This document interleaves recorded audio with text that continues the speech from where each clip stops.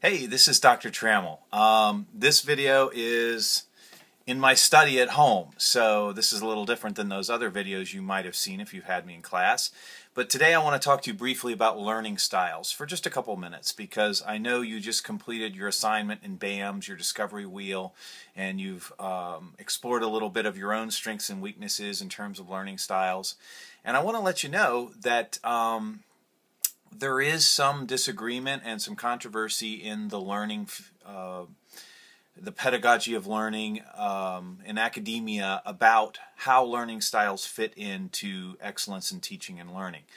On the one hand, in the 70s and 80s, there was a craze with learning styles inventories, very simple little instruments that people would take, little tests that would tell you whether you were primarily a visual learner, more of an auditory learner, more of a left brain, more of a right brain. But what's happened in the last 20 years is that updated brain research has started to reveal the extreme importance of neural networking.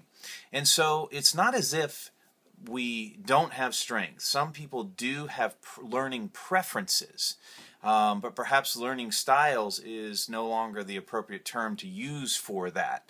So you might prefer to learn visually or auditorily or kinesthetically through an activity using your hands or making something. But the way we learn most effectively is a multimodal method. Multimodal means the information gets into you through various senses and various types of learning activities, learning modes, and that plays to the neural network, where the way you memorize and map information in your brain as you're learning connects up to many different points, including what you've learned before, what you can use as an analog to compare it to, what you anticipate in the future this might be useful for. All of those things are connected to different places in your brain and different things that skills that you have, and some you're better at and some you're not as good at.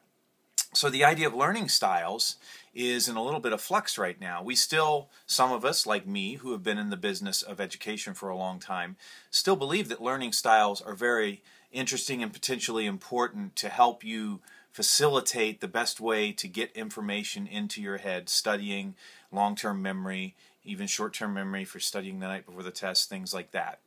But I also want you to be aware that there's other evidence out there that says that we should never use learning styles as an exclusionary kind of technique, because you're a visual learner, that you should ignore the auditory, or that you shouldn't try to map through multiple modes into your memory.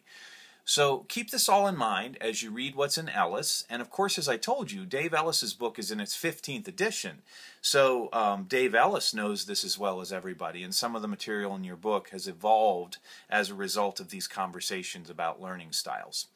So I don't know if you're curious or not, but I would say if I had to pin it down for me, I've primarily preferred to be a visual learner over the years. I don't just like hearing it, I also like seeing it.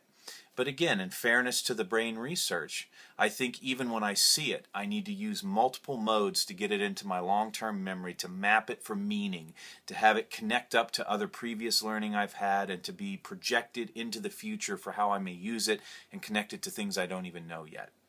So, welcome to the world of learning styles, and we'll have a great class today about BAMS and your Discovery Wheel, and I'll see you soon.